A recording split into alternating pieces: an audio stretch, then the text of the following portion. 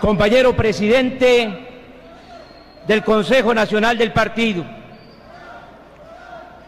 amigo y compañero Porfirio Muñoz Ledo, compañeras y compañeros militantes, dirigentes del Partido de la Revolución Democrática, compañeras y compañeros legisladores, exlegisladores estatales y federales de nuestro partido, compañeras y compañeros de la dirigencia del Comité Ejecutivo Saliente, compañeras y compañeros militantes y dirigentes del PRD en los estados del país, amigas y amigos de las organizaciones políticas y sociales que nos acompañan, amigas y amigos profesionales y técnicos, miembros distinguidos de la academia y de la intelectualidad que nos honra con su presencia, excelentísimos embajadores de naciones amigas que nos distinguen en este acto, amigas y amigos de los medios de comunicación, a quienes les agradezco la cobertura que le dieron a la campaña electoral interna de nuestro partido. Ingeniero Cuauhtémoc Cárdenas, respetado amigo y compañero de lucha partidaria.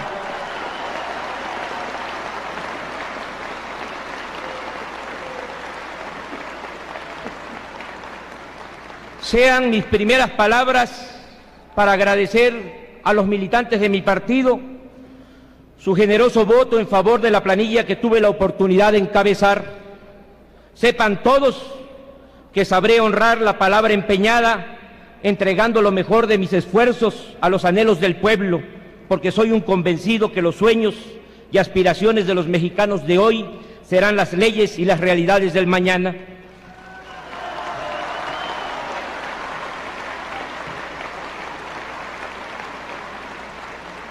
Igualmente, reconozco la calidad de las propuestas políticas de mis compañeros Eberto Castillo y Amalia García.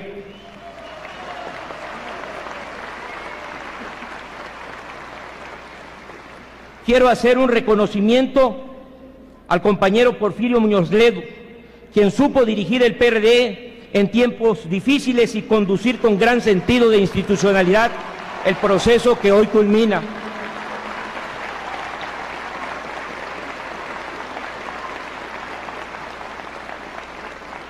Su compromiso con el presente y con el futuro de nuestra organización política es limpio y permanente. Habremos de recurrir siempre al consejo de su experiencia y de su reconocido talento político.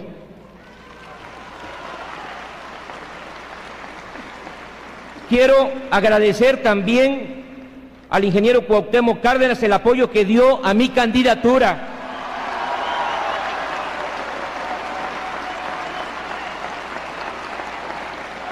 Lo cual mucho aprecio y mucho me honra, porque es uno de los grandes valores morales de la nación mexicana.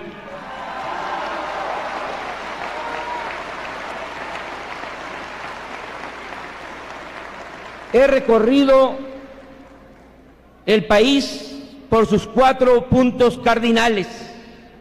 En el norte, en el centro y en el sur, México presenta grandes contrastes, donde viven los privilegios y abusos de unos cuantos frente al infortunio y la indefensión de millones de mexicanos. En el norte, región otrora orgullosa de sus logros productivos, encontré una actividad agropecuaria derrumbada que ya no compite en los grandes mercados nacionales y extranjeros. Allí campesinos enfermos de pobreza, ya sin posibilidades de extraer de la tierra con sus brazos laboriosos la vida y el sustento de sus familias. Vi pueblos abandonados a consecuencia de verdaderos éxodos de migrantes en busca de empleos más allá de la frontera, arriesgando todo por conseguir algo que mitigue el hambre de los suyos. También en el norte encontré a pequeños y medianos empresarios quebrados por la absurda apertura comercial indiscriminada y sin límites que el gobierno sostiene. Vi cómo luchan tenazmente para salvar o rescatar su patrimonio arrebatado por los bancos con el beneplácito y la complicidad de las propias autoridades judiciales. En el centro del país encontré gigantescos hacinamientos de pobreza. Las sociedades urbanas son víctima cotidiana de la criminalidad, el desempleo, la ausencia de servicios públicos, la contaminación del aire y, sobre todo, las sociedades urbanas son víctimas de la deshumanización propia de los grandes conglomerados, donde se va perdiendo la generosidad y otros valores esenciales de la vida cotidiana a causa de la lucha implacable por la sobrevivencia cotidiana.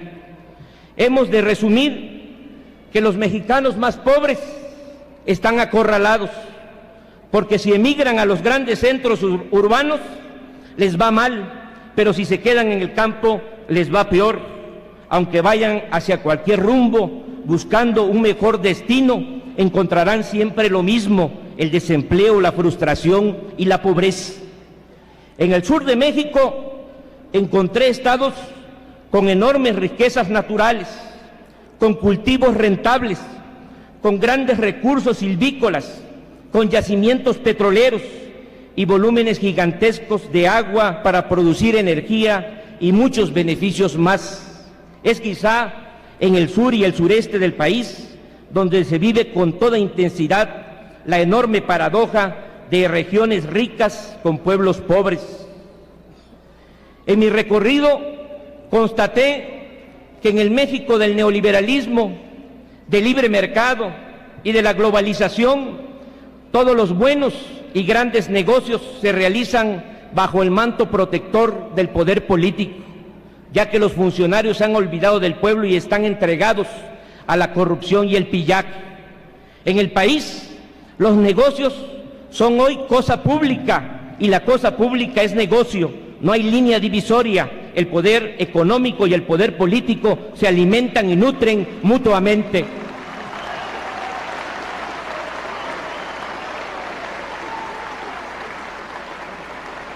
Igualmente, constaté que el México de hoy se ha convertido en un país semifeudal en lo político, a falta de un auténtico liderazgo nacional y de un eficaz control de la política interna del país.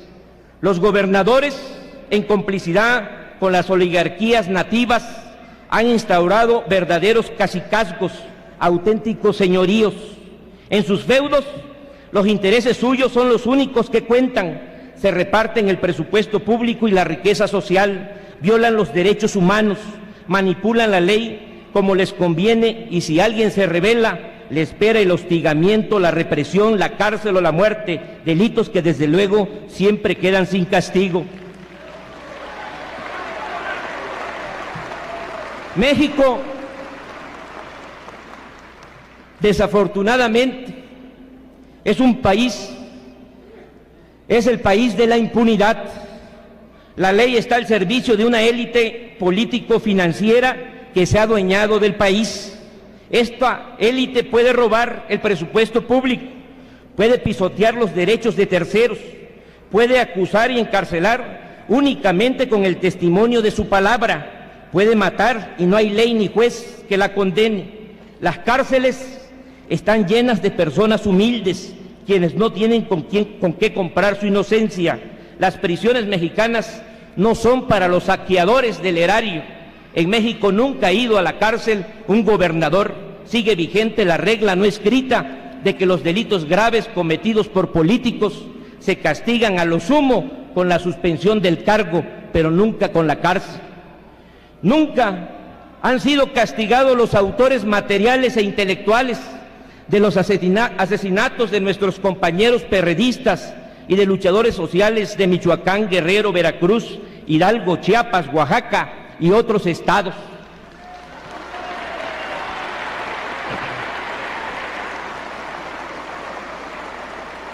Tampoco han sido aclarados ni castigados los crímenes políticos del 94 y el asesinato masivo de 17 campesinos de Aguablancas.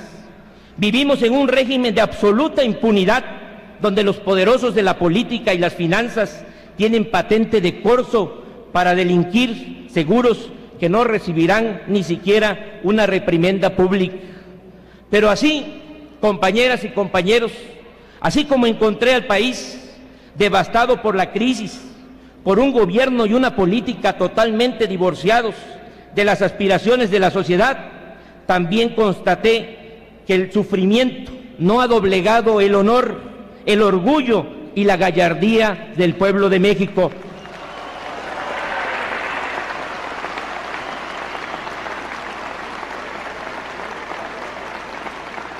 En el norte, en el centro, en el sur, en campos y ciudades, recogí un mensaje muy claro, valiente y decidido. Queremos un cambio y lo vamos a hacer nosotros.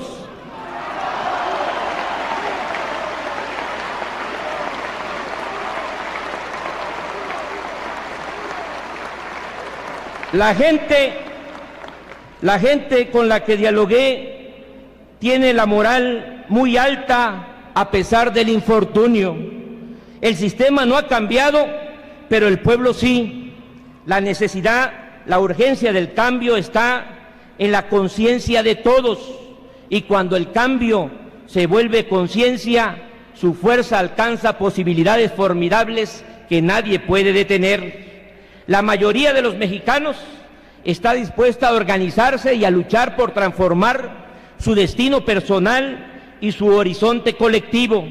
Solo espera el llamado y el esfuerzo unitario de nosotros para sumarse a la lucha por un cambio que le permita volver a ser actora de su propia historia, derecho que la tecnocracia y la corrupción que padece México le han arrebatado. México quiere el cambio y nosotros también. Ha llegado en consecuencia la hora de la acción del partido y de la sociedad para lograrlo. Los ejes del cambio, la transformación del país que hoy comenzamos desde el partido, tiene tres ejes fundamentales: la puesta en práctica de un programa emergente de bienestar social, la reactivación productiva del campo y de todas las ramas económicas, y el establecimiento de la democracia en el país. Programa de bienestar social. Consideramos el programa emergente de bienestar social como un asunto de la mayor importancia. 40 millones de mexicanos viven en la pobreza. Este programa emergente de bienestar social es desde hoy bandera prioritaria del Partido de la Revolución Democrática. Para dar respuesta a su financiamiento,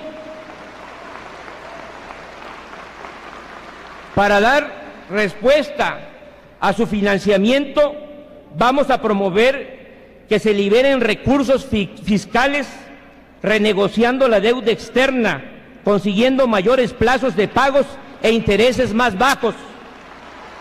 Lucharemos para que se implante un plan de austeridad que se finque en la reducción de gastos superfluos y en combatir a fondo la corrupción, tanto la del salinismo como la del cedillismo.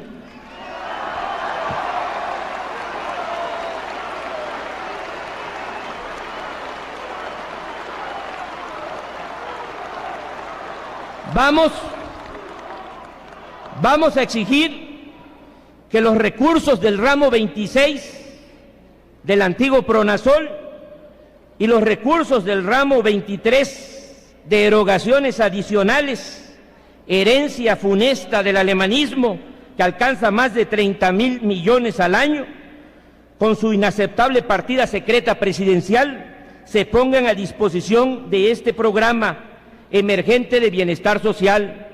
En esa misma bolsa de recursos se pondrían los dineros destinados a programas electoreros y publicitarios, como el Procampo, los Procedes, las alianzas para todo lo imaginable, que no sirven para nada, pero que sí cuestan y es dinero del pueblo.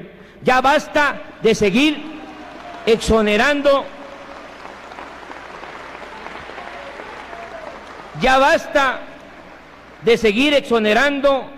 a delincuentes políticos coludidos con empresarios, por lo que para el programa emergente de bienestar social vamos a exigir que los dineros mal habidos se recuperen y se devuelvan al pueblo de México su dueño verdadero.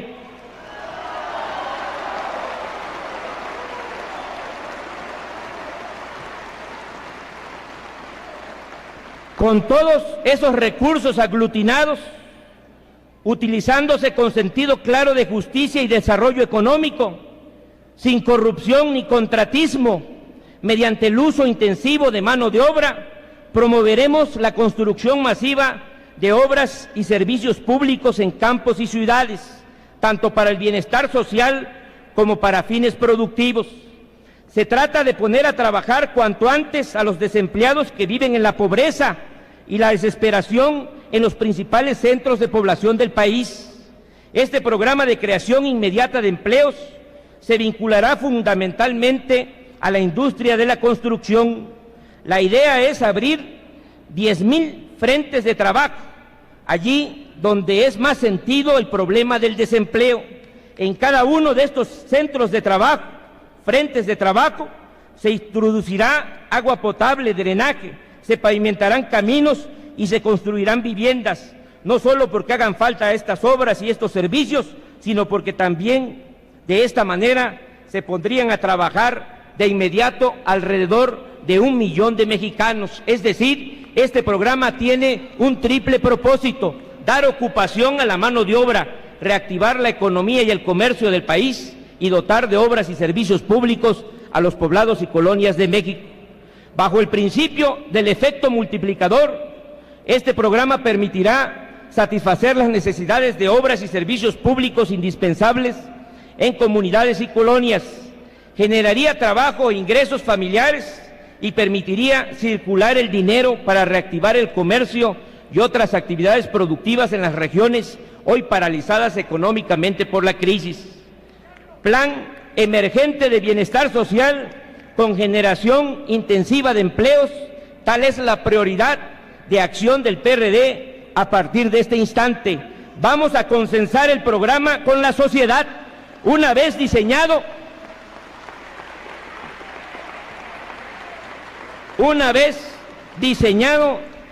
y con objetivos precisos, todos vamos a empujar para que el gobierno lo asuma o bien entregue los recursos para que las organizaciones sociales lo lleven a cabo. En este mismo sentido, y con base en la Constitución, vamos a buscar que el gobierno ponga en marcha a nivel nacional un programa integral de alimentación y atención médica gratuita para todos los ancianos y para todos los niños de México, del campo y de las ciudades.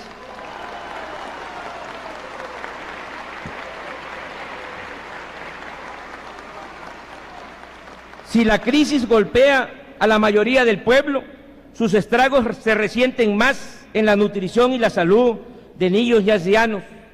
Postulamos, y así lo cumpliremos, una lucha a fondo para que nuestra infancia y nuestros mayores, por el solo hecho de serlo, tengan alimentación, servicios médicos y medicinas. Queremos garantizar el derecho a la vida de los hombres y mujeres del futuro y a los del pasado, que han entregado su vida a la vida de México. Ellos deben ser los únicos privilegiados de la sociedad mexicana de nuestro tiempo.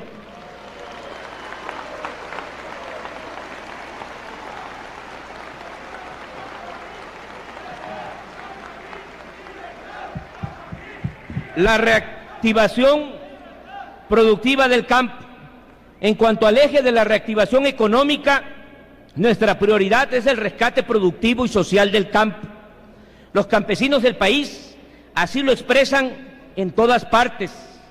Ya están cansados de programas que surgen de la nada, se publicitan y se manipulan ante la opinión pública para luego perderse en la nada. Este régimen se encuentra inmerso en la simulación y el autoengaño, y su conducta en el agro no es la excepción. Según información oficial, este año compraremos en el exterior 9 millones de toneladas de alimentos, que obviamente requerirán un desembolso de miles de millones de dólares por parte del gobierno mexicano. No existe ninguna razón económica o política para que el gobierno gaste miles de millones de dólares que no tenemos para que ganen los agricultores extranjeros. Mientras tanto, nuestro campo se encuentra agobiado por las deudas, improductivo, y los campesinos están padeciendo el abandono de un régimen que en lugar de ayudarlos prefiere que comamos tortillas de maíz americano y que nuestros niños tomen leche contaminada del exterior.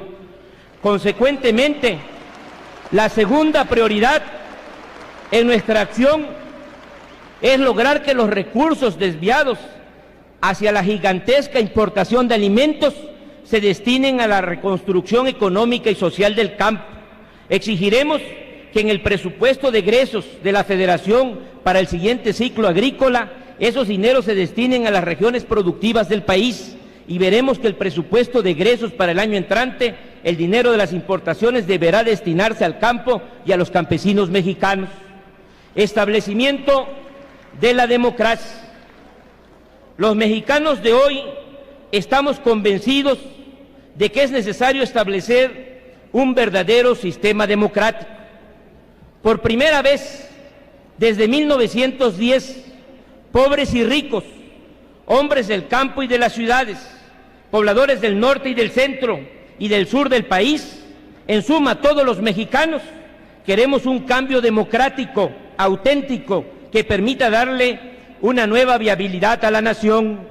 La mayoría de los mexicanos sabemos que nada mejorará en el país mientras no haya democracia. La crisis actual, que corroe los ámbitos de la política, de la economía y del bienestar social, no podrá resolverse bajo el mismo régimen y con las mismas estrategias que una y otra vez han fracasado. La democracia es en sí misma justa porque genera equilibrios y contrapesos, evitando que cualquiera, en los diversos niveles de la escala política o social, se sienta absoluto. La democracia no es el cuerno de la abundancia, pero con ella vendrá una nueva legalidad, una nueva convivencia y un mejor futuro. Mientras más nos acerquemos a ese ideal, mejores serán nuestras condiciones de vida y de trabajo. Los monopolios son malos, empezando por el monopolio del poder, el cual existe en México desde hace 67 años, tiempo histórico en que el PRI, el partido del Estado, se ha negado a la competencia real entre los partidos y a permitir la alternancia en el mando de la República. México reclama un verdadero sistema democrático, ya que sólo así podrá purificarse la vida pública. Este es el mejor remedio para combatir la corrupción política y la impunidad que ha desordenado al país y ha sido una de las causas principales de las desigualdades que nos azotan. Aprovechemos esta oportunidad para señalar que hay una gran diferencia entre ser jefe de camarilla y ser jefe de Estado. El primero busca el beneficio personal y de grupo, el segundo piensa y actúa en función de los más elevados intereses de la nación. Si Ernesto Zedillo quisiera convertirse en un verdadero jefe de Estado, debería auspiciar el advenimiento de una nueva era política y social que perfile el México libre, justo y democrático del nuevo siglo. Si Zedillo encabezara el gran cambio democrático que México reclama, tendría el apoyo de la mayoría de los mexicanos y más aún pasaría a formar parte de la galería histórica de los constructores de nuestra nación. Zedillo debe aceptar que el cambio democrático es indetenible y es de hombres inteligentes encontrar la mejor manera de ayudar a morir lo que ya resulta imposible seguir sosteniendo o apuntalando. Si el presidente quisiera ser un estadista, en vez de simular un cambio democrático, se entregaría a la histórica tarea de conducir el cambio de régimen, iniciando simultáneamente la edificación del nuevo Estado y de la nueva sociedad. El signo de esta época en México es la edificación de la democracia. Hacia ese punto nos impulsa el pasado y nos llama el porvenir, cosas del destino.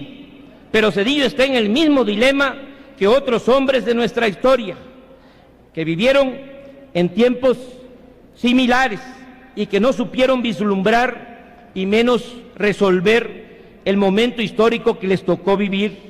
hay, entre otros, dos casos que ilustran sobre la falta de sensibilidad de los gobernantes en los momentos decisivos. El primero se presentó en la víspera del triunfo del movimiento de la reforma del siglo pasado, cuando gobernaba Antonio López de Santana.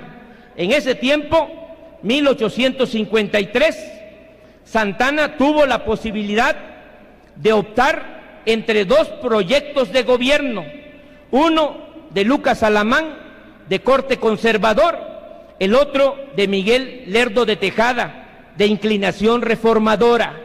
Mientras Alamán le recomendaba a Santana conservar los privilegios, Lerdo le insistía que aunque algunos querían volver atrás y apuntalar con el uso de la fuerza y el apoyo externo el antiguo régimen, nada ni nadie podría detener la exigencia de la opinión pública en favor de la libertad y de la justicia.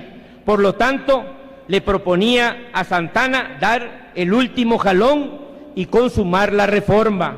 Sin embargo, Santana no quiso escuchar.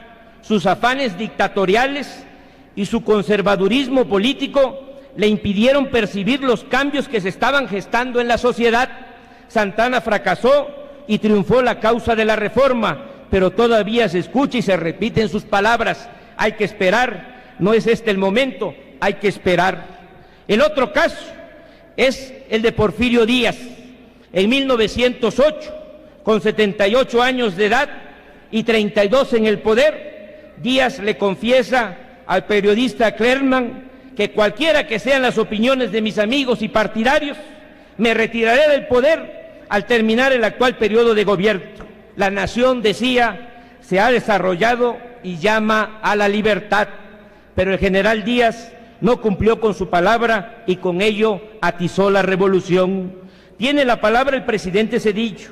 No debería dejar pasar la oportunidad, debería aceptar el cambio, apostarle a la democracia, que no venga el presidente con el sofisma del todavía no es tiempo y menos pretenda alargar la vida de este régimen mediante la recurrencia al fraude y a la simulación. Ya es hora de que actuara como hombre de Estado.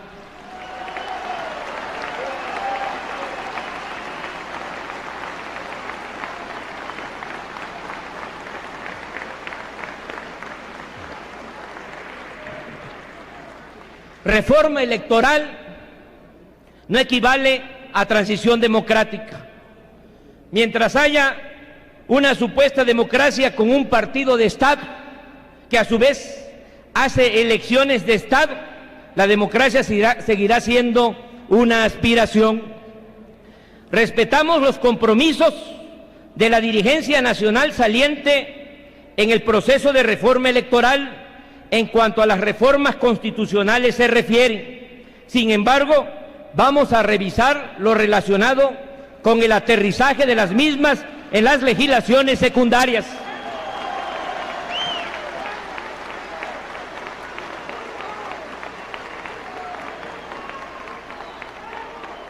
Vamos a exigir que el Estado, con todas sus instancias, deje de utilizar el presupuesto público con fines electorales.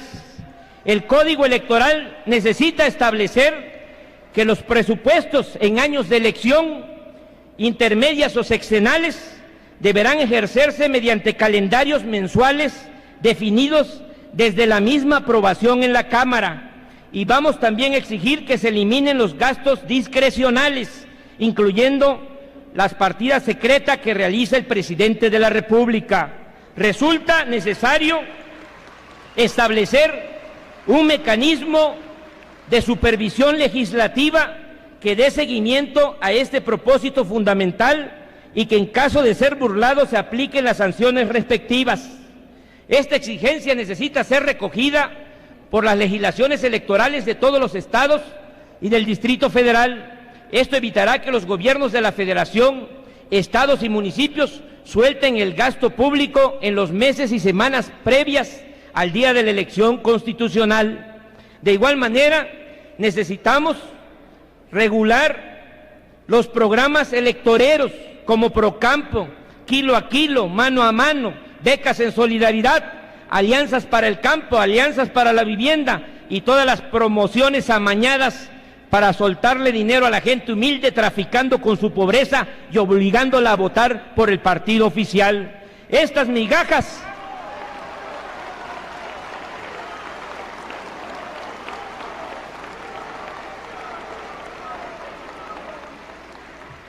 migajas destinadas al pueblo se multiplican en épocas electorales, aunque luego de haber votado los campesinos o habitantes de colonias populares no vuelven a recibir absolutamente nada, ni siquiera las gracias por parte del PRI y los candidatos que apoyaron. De igual manera, buscaremos que las giras del presidente de la República se regulen en estados con procesos electorales, no aceptando que llegue en plena campaña repartiendo dones a la gente y anunciando inversiones millonarias, dejando el mensaje subliminal de que todo eso se hará realidad siempre que la gente entregue su voto al PRI. Solo en emergencias y en catástrofes naturales se justificará la visita presidencial en estados con procesos electorales en curso. Veremos qué se puede hacer para limitar las elecciones de Estado. No obstante que ya fueron aprobadas las reformas constitucionales, el nuevo Consejo Nacional de nuestro partido habrá de decidir si pugna por nuevas reformas, pero este problema lo vamos a enfrentar de una o de otra manera, porque eliminar las elecciones de Estado es la esencia misma de la verdadera reforma electoral que México requiere. Todo lo demás puede ser útil y necesario, pero al fin de cuentas es accesorio.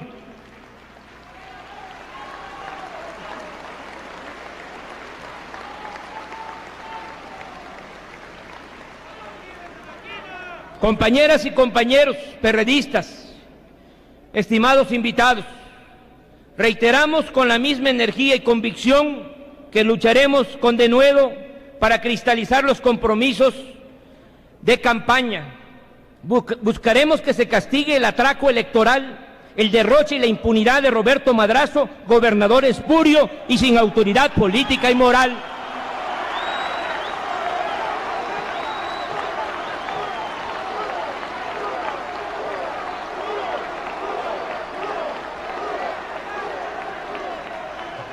Lucharemos en todos los frentes porque con explosiones o sin ellas no se enajenen al extranjero las plantas petroquímicas que pertenecen al pueblo mexicano.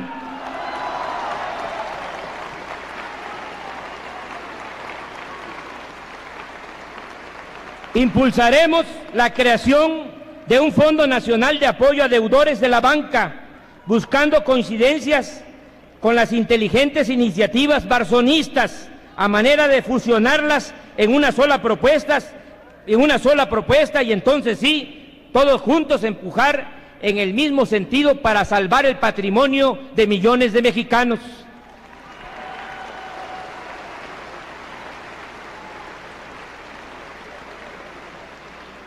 Pugnaremos por ampliar los plazos de apertura del Tratado de Libre Comercio en aquellas ramas económicas nacionales que se encuentran arruinadas por la desleal competencia internacional. Empeñaremos nuestro esfuerzo para instaurar un verdadero programa de rescate y recuperación de la micro, pequeña y mediana industria, ya que millones de mexicanos viven angustiados por el desempleo y les urge obtener ingresos para atender las necesidades familiares. Promoveremos la transformación profunda de los viciados sistemas de seguridad pública, ahora empeorados por una militarización que no los convierte en más eficaces, pero sí más proclives a una mayor violación de los derechos humanos. Lucharemos para que se esclarezcan y castiguen los crímenes de nuestros dirigentes y militantes en todo el país y crearemos una fundación con recursos aportados por nuestros compañeros que ocupan cargos de elección popular, cuyo objetivo será apoyar a los familiares de los deudos en todos los aspectos, particularmente en lo relacionado a la alimentación, la salud y la educación de los huérfanos.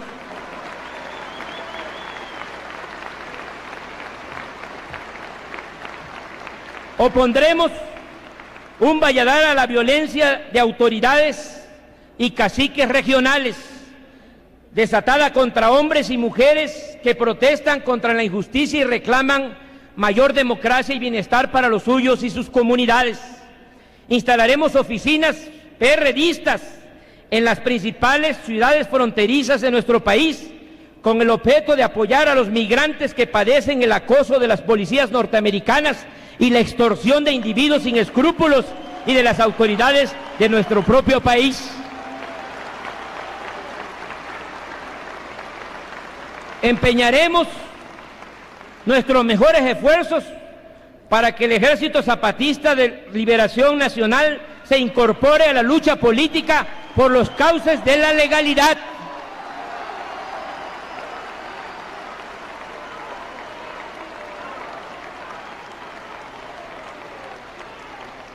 El mundo entero es testigo de la gran vocación pacifista de quienes han hecho la guerra para instaurar la paz, la justicia y la democracia. El gobierno debe tomarle la palabra al zapatismo, abriéndole todos los cauces de la participación política, asimismo poniendo en práctica un programa efectivo que corrija desde sus raíces más profundas las causas sociales y políticas que originaron el conflicto. Compañeras y compañeros del Consejo Nacional y del Comité Ejecutivo Nacional, vamos a conducir el partido desde abajo, compartiendo con la gente sus reclamos, sus aspiraciones y sus luchas.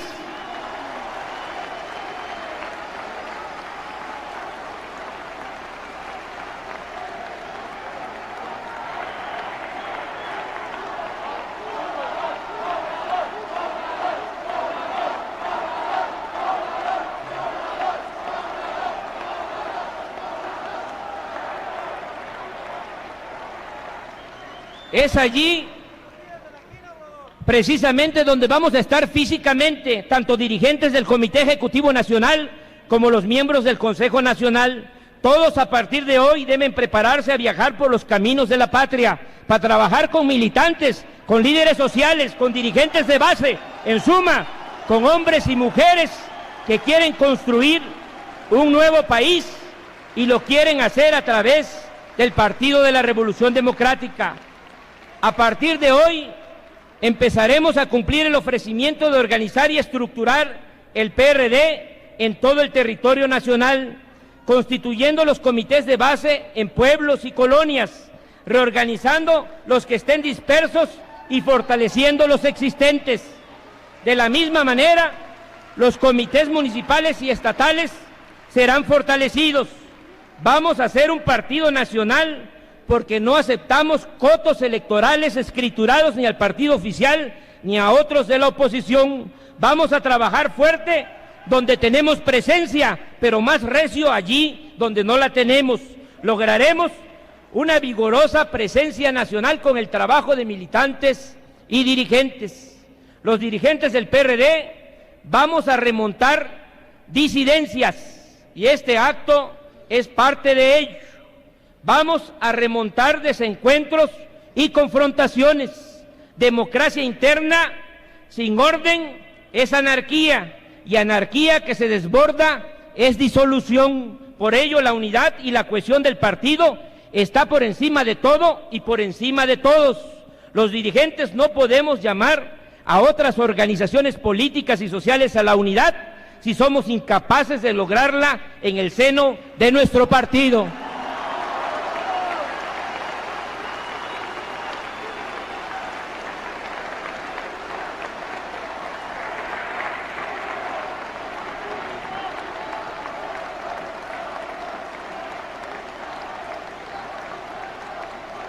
La militancia, los hombres y las mujeres de nuestro partido,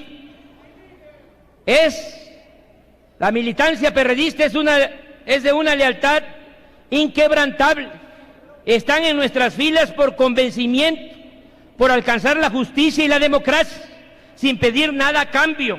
No debemos los dirigentes defraudar esa confianza, desgastándonos en disputas que a nada conducen, y dediquemos esa energía a conformar el gran partido que México requiere cuando el nuevo milenio está aquí, ya con sus riesgos y desafíos.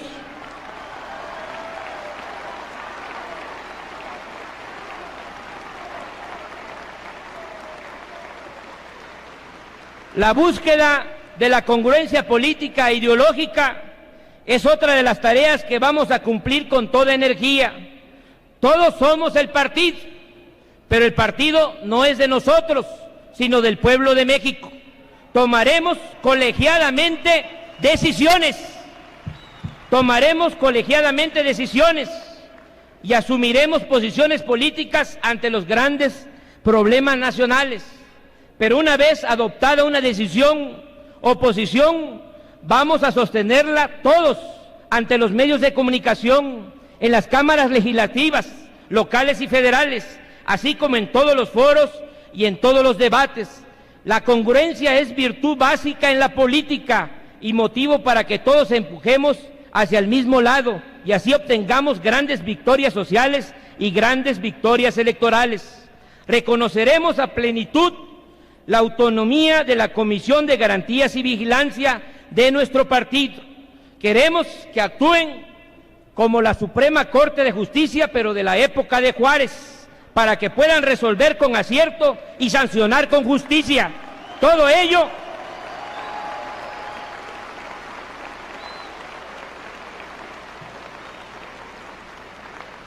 les permitirá ser garantes de la calidad de la vida interna del partido en todos los órdenes de su acontecer y en todas sus instancias.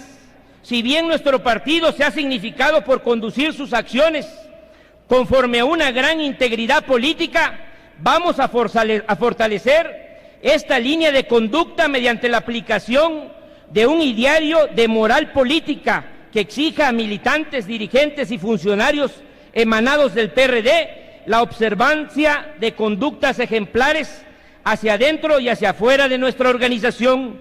No olvidemos que el PRI y el sistema que lo nutre están en plena decadencia porque cayeron en la destrucción total de sus valores políticos como personas y como instituciones. He dicho y lo reitero, no tengo ni acostumbro ser hombre de grupos. En las elecciones de los órganos internos no voy a tomar partido dentro del partido. Quiero ser dirigente.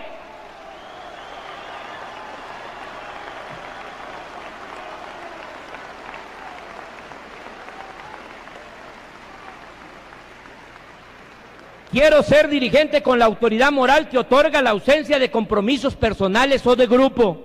Aspiro a ser dirigente efectivo de todos los perredistas del país y para lograrlo tengo que estar con todos, privilegiando el mantenimiento de la unidad y la participación general en las magnas tareas para el engrandecimiento del partido. Estamos creando un área partidista cuya tarea esencial sea identificar, promover e impulsar los mejores candidatos a cargos de elección popular, locales y nacionales. No queremos candidatos de relleno o solo para cumplir el requisito, pero también queremos candidatos que teniendo la capacidad de ganar postulación interna por su falta de presencia social, no garanticen el triunfo en las elecciones constitucionales. Vamos a postular candidatos de arrastre, estén donde estén, conocidos y reconocidos por la sociedad, que aspiran gobernar o representar, que garanticen al partido muchos votos y triunfos por su vinculación con la gente y por su compromiso con sus anhelos y reclamos.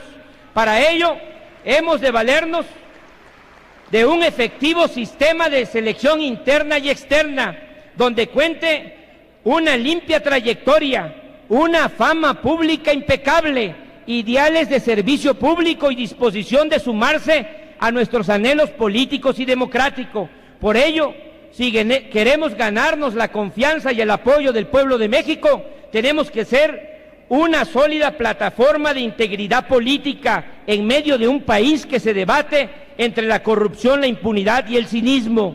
Para predicar con el ejemplo, las finanzas del Comité Ejecutivo Nacional se manejarán no solo con honradez y transparencia, sino también con gran sentido de medianía republicana. No escatimaremos los recursos disponibles para las tareas partidistas en toda la República, pero no habrá privilegios para nadie o programas de dudosa eficacia para el desenvolvimiento de nuestra organización política. Vamos a convertir al PRD en el pivote de una gran alianza nacional democrática y en espacio generoso donde quepan todos quienes están convencidos que solo con la democracia México entrará a la auténtica modernidad y al cauce del verdadero progreso. Vamos pues a trabajar en dos sentidos, luchando por causas populares y buscando ser opción de poder en las próximas elecciones. Sabremos combinar ambas acciones para que unas y otras interactúen y se complementen. No podemos esperar el voto de la gente si ponemos oídos sordos a sus necesidades y sus demandas más sentidas. En esta nueva etapa del partido vamos a buscar un mayor acercamiento a las clases medias, importante sector social que la crisis ha adelgazado y uniformado en sus requerimientos de mejoría económica y social. Necesitamos luchar juntos a las clases medias para encabezar sus reclamos, ganarnos su confianza y convertirlas en nutriente electoral de nuestro partido. En esta franja social están también hombres y mujeres muy preparados que tienen grandes ideales y queremos convertirlos en dirigentes y en candidatos de nuestro partido.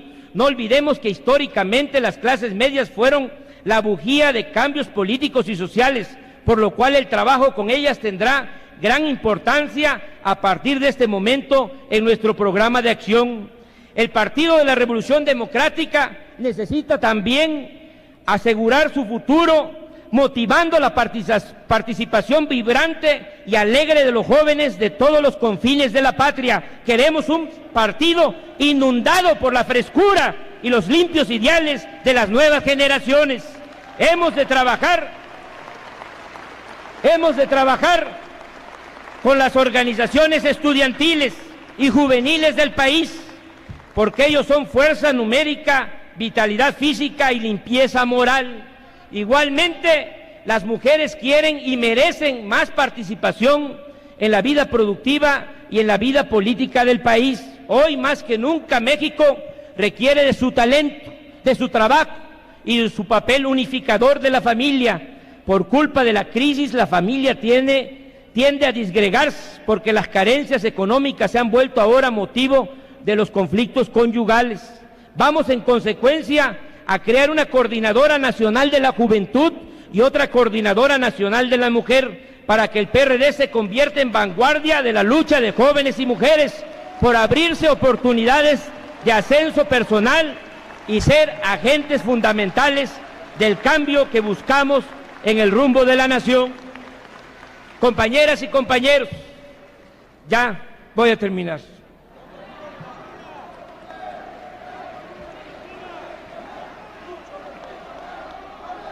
Los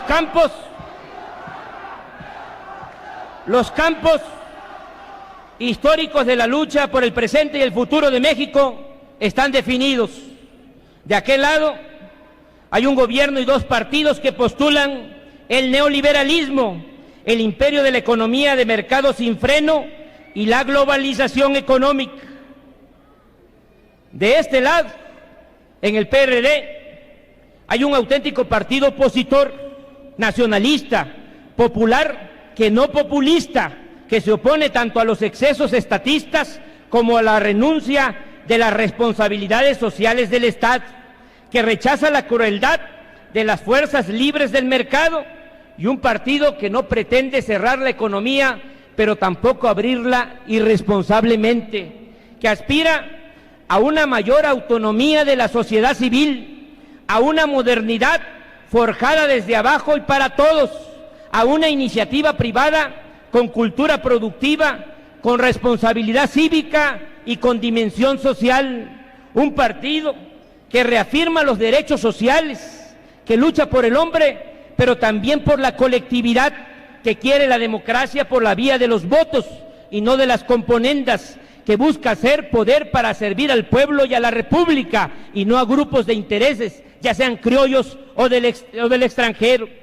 Tenemos ideario y tenemos rumbo, tenemos identidad histórica y un proyecto de futuro. Tenemos un programa nacional y vamos a ponerlo al día de cara a los nuevos riesgos y oportunidades que enfrenta el país ante una crisis que parece no tener fin. Actualizaremos también nuestro programa de acción para encabezar con mayor fuerza las nuevas luchas populares. Somos una oposición genuina, no representamos ni por asomo ese proyecto compartido entre el gobierno y otras oposiciones afines en lo político y en lo ideológico. Somos el partido con el mayor capital político y moral de México. Nunca aceptamos ni la cooptación ni la negociación con el régimen ilegítimo, desnacionalizador y corrupto de Carlos Salinas de Gortari.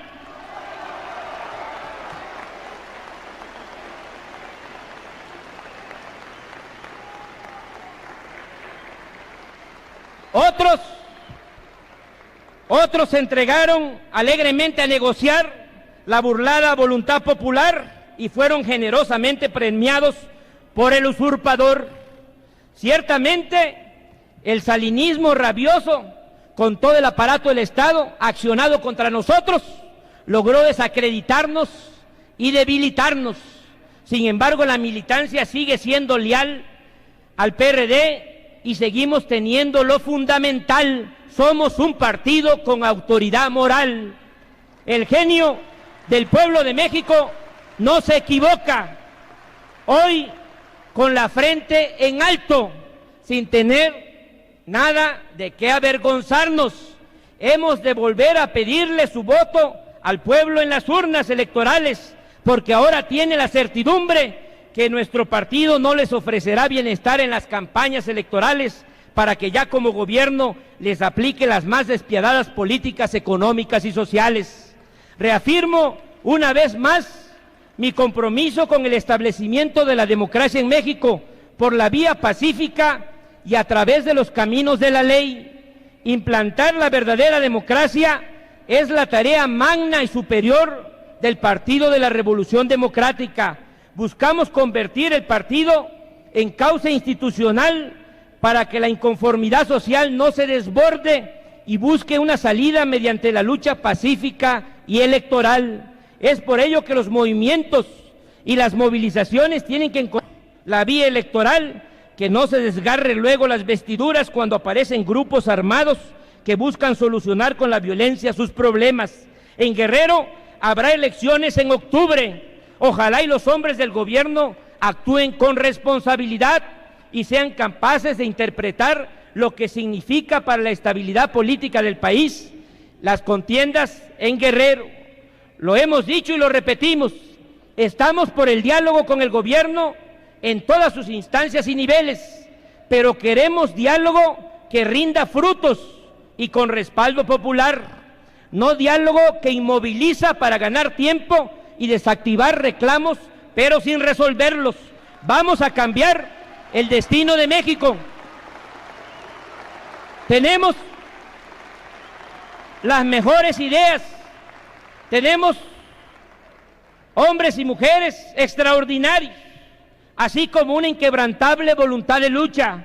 Vamos a construir un México democrático y justo, donde impere la ley para todos y no solo esté al servicio de los poderosos de la política y de las finanzas. Vamos a recuperar para el país su senda de progreso con justicia, resultado incuestionable de todo proyecto surgido de la voluntad popular a través del ejercicio soberano del voto, libre y sin desviaciones antidemocráticas. Vamos a retomar el espíritu participativo del histórico año de 1988, trasladando ese extraordinario impulso democrático hacia 1997 y hacia el año 2000. Entonces sí, con el apoyo de la mayoría del pueblo de México, dejaremos de ser oposición para convertirnos en gobierno. Vamos a demostrar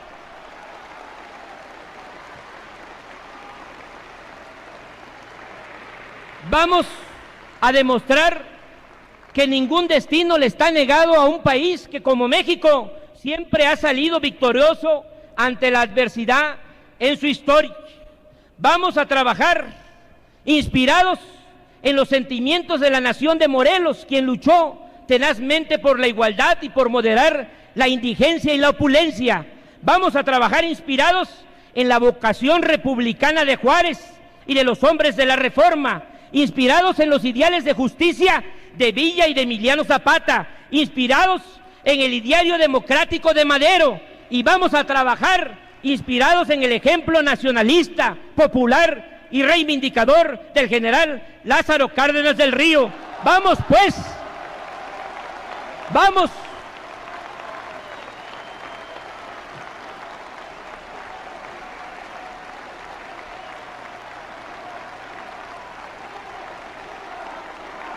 Vamos, compañeras y compañeros, vamos pues todos a devolverle a México, a que no le arrebaten al pueblo de México su derecho a la esperanza. Democracia ya, patria para todos.